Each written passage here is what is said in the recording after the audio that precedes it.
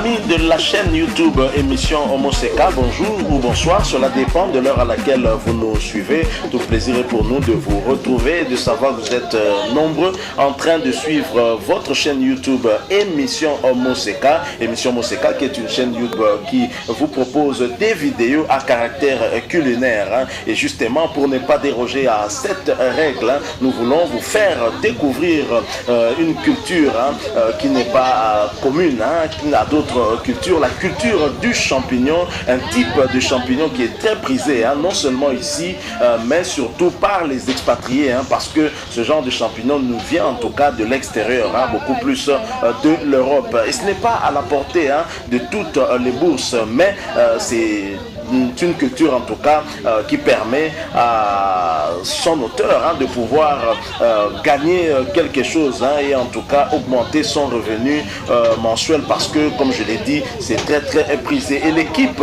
de la chaîne YouTube émission Homoseka qui a pu découvrir cette culture au niveau du quartier Bibois, nous sommes là dans la commune de Lantélé, va vous permettre en tout cas de partager cette joie que nous avons eue par rapport à cette découverte. Nous vous proposons cela et nous allons revenir pour conclure en tout cas cette vidéo que nous vous proposons tout à l'heure. Mais s'il vous plaît, abonnez-vous à cette chaîne émission Homoseka si vous n'êtes pas encore abonné. Mais surtout, n'oubliez pas d'activer la notification juste en cliquant sur cette petite cloche. Elle apparaîtra une fois que vous serez abonné. Elle va vous permettre bien sûr de ne plus rien manquer des vidéos très très intéressantes que émission Homoseka vous propose. Alors suivons la découverte que nous vous proposons et nous nous retrouvons bien sûr tout de suite après.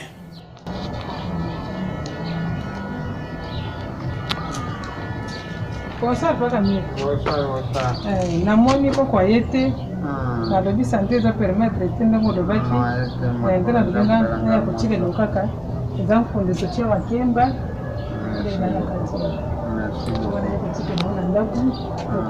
Papa de moni wa ozo préparer. O préparer ni. Ola mama mbika nona mayebo. Yomo kolambaka.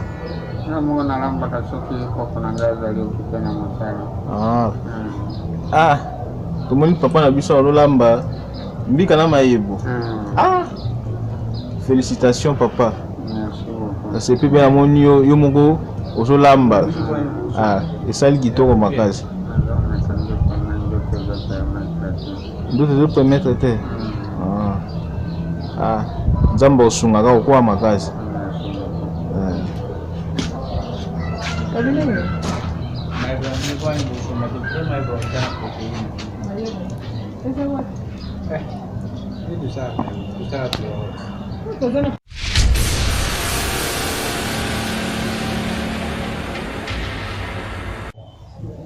Mbote papa. Toza na Bibwa. Bon, ya kokamwa teko découvrir mayebo. Siko yebisa biso nanu pe koma boye bosala ngo ndeni tosalaka totiaka banini basemence na biso soki basemence na université presque tokotela moni cour tofutela ngo mpe mbongo te bosomi basibistra ozwi basemence tineti tosalaka tosali boye déjà awa économiser déjà pour déjà ebimi na salle de semences awa ye na champignonnaire so ekomi awa déjà ekomi mayebo tosalaka ngo na basibistra masango nini mabaya semence nde tosomba na université. Donc sikoyo po ebima pene kola ndenge osimbi na liboko wana esalaka combien de yango ebotaka na bajour te ne ya boye ebotaka neti surtout ti semence oyo neti eza boye semence oyo ekomi ya pembe boye ebeta 21 jours avant ekoma mayebo. Donc soki osali mélange na nde botie na bachassi evanda no pendant 21 jours alisima mayebo ekoma obima. Donc ekufaka nango te, donc ozala eboti mayebo ebuki otiki yango vide akobima lisusu après 4 mois bien 3 mois. Donc 4 mois wana nde sikoyo akufi ya lobota sulu te. Ok. Donc kokamwa fort do première fois namona na mayebo namona kama mayebo oteka mayebo me nayebi teka ndenge ebotaka nde nayaki boye na découvrir donc elekeli nanga moko donc nzambe apesa mayele moko apesa bato mayele moko do mystique namona naka mayebo na bawenze mayebo boye namona me nayeba te ndenge ebotaka naye kodécouvrir awa namoni yango eboti donc mystique.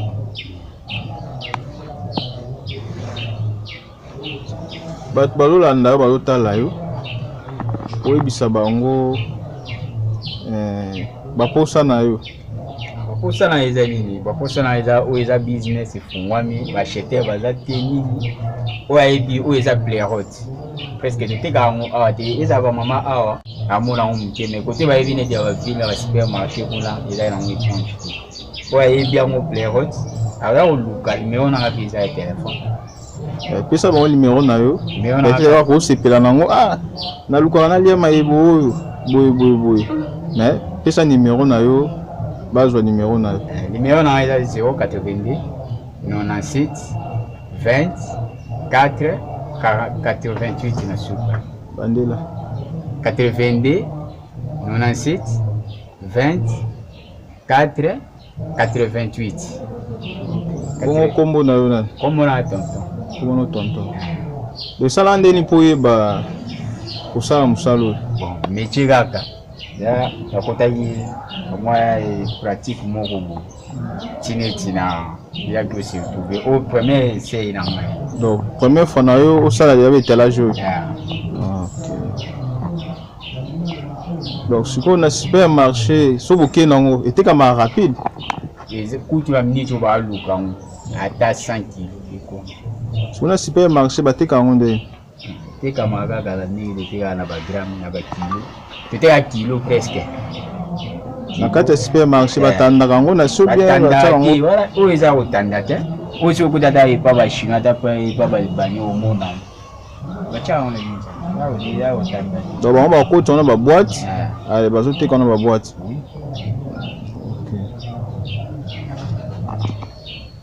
Bafa lukanga pe aveni na ngai webisamba mo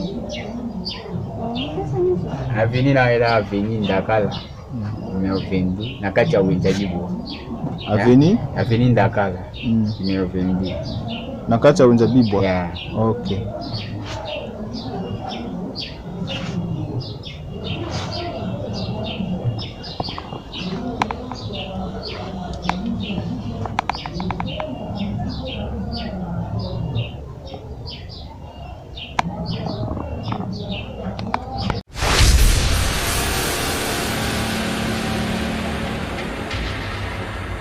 Next biloko ezaka oyo bolongoli yango na bilanga na bino obia boko bozwa ko na bilanga mosusu sosombane on foye bisabiso nanu mama mutune zake do eleki nanga moko ke mayibu musutu liaka wa do ebota na nito mona ga na banzete mélange do oto mona oza ba poso masango mobesu ba poso nango donc siko yebisa ke bosala ngo na ndenge ni toniga kati toniki to sali fermentation qui est na ba chasser ndito mona ba chasser kuna bosangisa ona produit ni yango wa tuchara nini semence na ngo uta université presque ya ba misale la amoni sisi ba poso mususu ya nguba bana te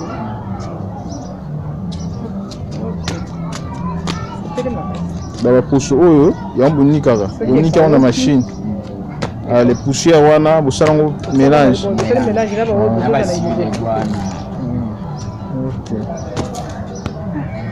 Nani makanisa la mwangu. Batangira.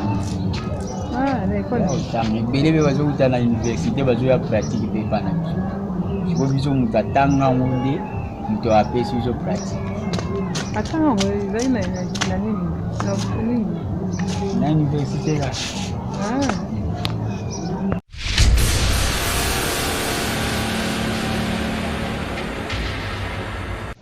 Bon, papa toza awa tomoni takamwe kutu terrible effort. Na moni ka ba biloko moni sine ba chasser et tout que mayebo zo bota. Yebisa biso na ne bota ndeni. O chile ya boy to salaka mélange entre tana ba semence to soma na université. dois avoir formation dans le monde. C'est tout ça là. Ils ont raflé de maïs, sirop de bois, vanille en tita, ou parce que la poussière. Ça lui a pris de tes semences, presque aux semences du pouvoir, on a un peu de ça. Il y a aussi des bottes à maillot. C'est comme il y a un peu de bottes à battre, c'est la combien de Nicole? Fait ça 21 jours. Bon. 21 jours, on récolte. C'est quoi donc après 21 jours, on a banni, on a colongo, lango, ou bien il y a donc, il y a beaucoup de 3 mois presque là. Et vous avez quand et puis ma mine il va miner. Oui, bandé. oui, oui, ça a combien de jours? Ouais. Il y a 2 jours. 2 jours. Ce qu'on a besoin, c'est qu'on peut après combien de jours? Donc samedi fêté là. Le toi mardi, le toi jeudi, vendredi, samedi et puis quand c'est qu'on a monnaie au botanique mon kébou. C'est qu'on a comme vendredi, samedi on a aussi quand on est. Samedi on a mené au lit. Bon. lorsqu'on est en a chassé mon robot et ça m'a bébé là On est à bongo. Chasser moi dit ça 100 grammes. Ah, il y a. Quand tu as on a pesé, tu as pesé. Ah écoute, mais ceux qui n'ont vu le gona et ben non de même on vous donne china chasser na pesé on monique. donc tu continues à l'alimentation. Alimentation, il y a un supermarché, pas balibani. C'est pas je te gagne par kilo. Par kilo. Kilo combien? Kilo de terre on est 20 $. C'est quoi la kilo on a avant on est long boîtier comme je t'ai dit na ba chasser quand il y a de bouki de tiers de mesurer na ba chasser na ba emballage. De mesurer ba gramme 10 grammes et puis c'est 1 kilo. 1 kilo on a combien? 1 kilo et puis c'est 20. Ça valait à 10 $. Ah, c'est tellement macasse, il va quitter ton ventre là. Il faut qu'on a les années tout bien on. Les retours les pleurotes. Les retours. Mon père a dit c'est mais toujours il y a des tas de couverts. En tout cas, c'est tellement macasse, il se peut que dans la programme on s'est dans la magambo le bisi bio le bisi to lamba na mali. Oye utala to yeba, matato goûter to yeba pour combien? Et ma copine de Moukaïb, ça a bien été. Il y a des mignons, il y a besoin de ça là. Ça va trop bien. On était banal au fond. Monia. Kitoko. C'est que ndenge za bwana itaka mabelete. Oh, écoute, ma belete. Oh, n'est des abossus, côté carrelo, on m'avait contaminé au côté TV. Ah, sachet mon bébé. Bébé. C'est quoi la sachet bon? Et quoi ça veut bien ça combien? 3 mois. 3 mois au bois. C'est quoi oil? C'est ça non? Voilà, bandit de onde.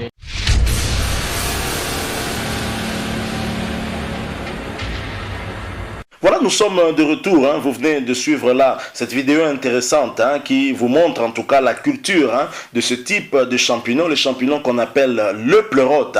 Et vous connaissez certainement ce genre de champignon que vous avez eu à croiser dans nos marchés parce que c'est vendu, mais c'est saisonnier. Ce n'est pas toute l'année qu'on retrouve ce genre de champignons. Et vous qui nous suivez certainement savez aussi que c'est un type de champignon qui n'est pas bon marché. Ce n'est pas en tout cas à la portée de n'importe quelle bourse, surtout ici chez nous en République démocratique du Congo. Nous avons donc été agréablement surpris de voir qu'ici, dans la capitale Kinshasa et dans la périphérie, nous sommes dans le quartier Bibois, dans la commune de Lantélé, qu'il y avait quelqu'un qui pouvait cultiver ce genre de champignon. On pensait que c'était un champignon qui n'était pas cultivé, qui poussait sauvagement, mais non, on peut en faire la culture et donc en consommer tout au long de l'année sans que ça ne pousse que de manière saisonnière. Alors le pleurote finalement c'est quoi? Le pleurote est un champignon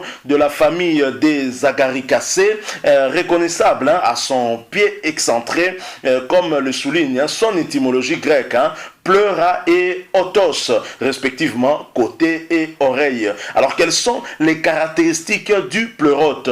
Le pleurote pousse d'octobre à mars mars sur les bois morts ou les troncs de feuillus comme le chêne ou le charme. On en distingue, en tout cas, trois espèces qui sont d'excellents comestibles. On va pas parler de ces trois espèces du pleurote. On va pas entrer dans ces détails-là, peut-être dans une autre occasion, mais du moins on a une idée sur ce que c'est que le pleurote. On sait que c'est un genre de champignon que nous reconnaissons facilement, que nous connaissons aussi et que l'on retrouve en tout cas sur le marché de Kinshasa également, mais c'est saisonnier et ce type de champignon est très très prisé. On peut préparer ça avec du poisson fumé, tout comme d'autres poissons. On peut préparer cela et c'est très très prisé et beaucoup en tout cas en raffolent, mais beaucoup plus particulièrement les expatriés. Ce qui explique d'ailleurs que ce compatriote congolais puisse en faire une culture afin qu'il puisse vivre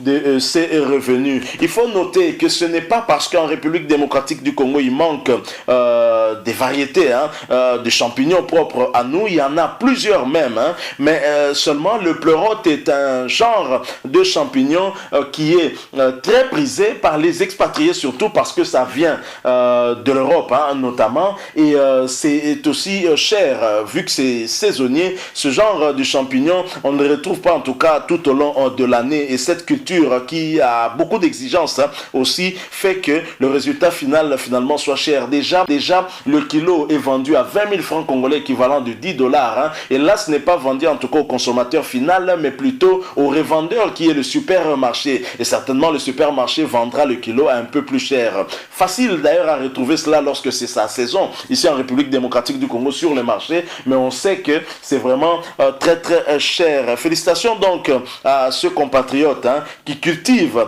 le champignon pleurote, que nous reconnaissons en tout cas. Beaucoup peut-être ignorer son appellation. Voilà son nom scientifique, pleurote, et c'est un champignon, je l'ai dit, qui est très très prisé surtout par les expatriés, et voilà pourquoi ce compatriote continue à faire cette culture, puisque la clientèle est sûre, et une clientèle assurée déjà au travers le supermarché qui achète son stock de champignons et qui les revend à ses clients qui en raffolent. Donc ces champignons en tout cas, une fois que vous cultivez ça, vous ne pouvez pas manquer de quoi nouer les deux bouts du mois. Donc voilà la vidéo intéressante que nous avons voulu vous proposer, cette découverte que l'équipe de la chaîne YouTube Émission Moseka a eu à faire dans la périphérie de Kinshasa, dans la commune de Lantélé, plus particulièrement au quartier Bibois. Nous étions nous-mêmes très surpris de constater qu'on pouvait cultiver ce genre de champignons. Nous pensions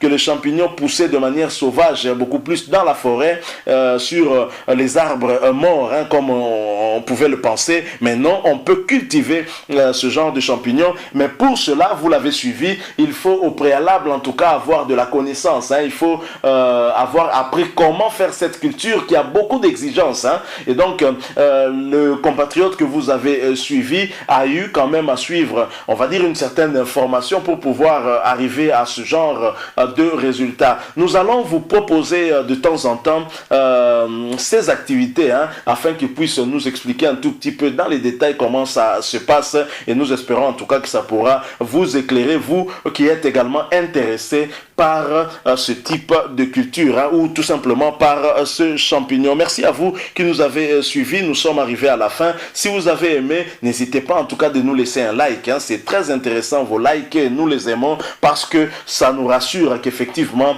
vous êtes content du travail que nous sommes en train de fournir pour vous. Mais n'hésitez pas non plus à partager avec nous votre point de vue, votre préoccupation au travers un commentaire. Mais surtout, abonnez-vous s'il vous plaît à cette chaîne Émission Moseka, et n'hésitez pas non plus à activer la notification, très importante, cette petite cloche qui va apparaître une fois que vous serez abonné, parce qu'elle vous permettra de ne plus rien manquer des prochaines vidéos très intéressantes qu'Émission Moseka va à vous proposer. Merci encore une fois à vous. Nous espérons que ce sujet vous aura en tout cas attiré votre attention. Nous promettons en tout cas de revenir très prochainement, toujours avec ce même sujet, et bien sûr si Dieu nous prête vie. En attendant, portez-vous bien, et Émission Moseka vous souhaite une excellente soirée ou excellente journée. Au revoir.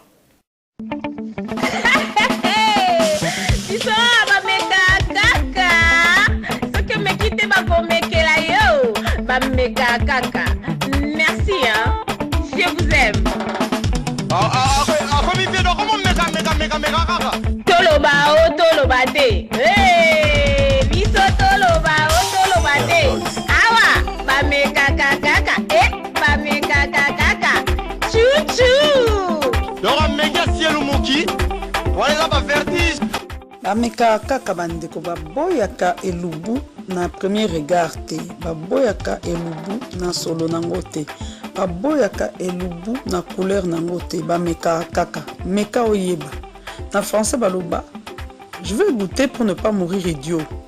Meka na yo tango meki nde oyeba ke eloko wana olingaka yango te, soki omeki te ndeni oyeba.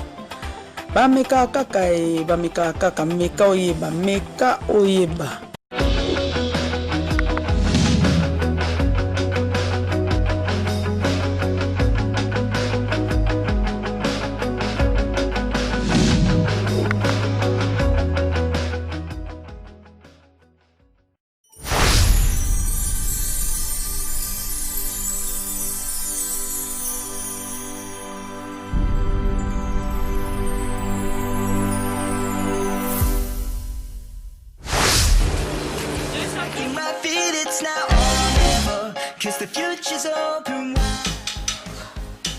Très heureux de vous retrouver, très nombreux, le fidèle qui a l'émission Monseka de Malewa moderne.